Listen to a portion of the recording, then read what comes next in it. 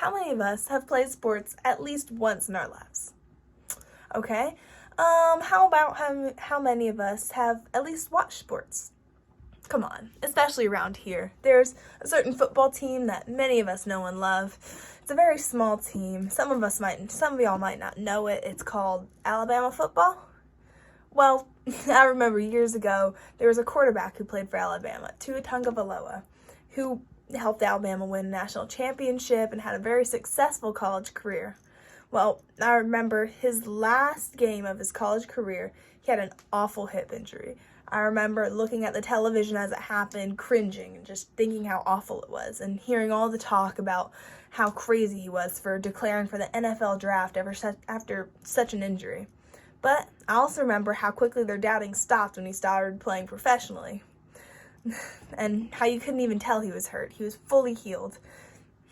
Looking back, I was in awe of the surgeons and how they just magically fixed him, but I realize now that the masterminds behind his amazing recovery were his physical therapists.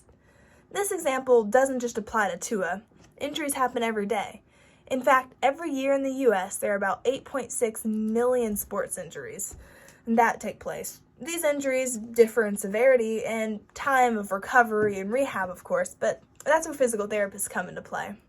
Speaking from experience, having had 2 knee surgeries and 4 different times in physical therapy, it makes all the difference in the world when it comes to recovering, to play the sport you love, because injuries don't have to hold you back, because if done properly, physical therapy can equip you to recover even better than you were before.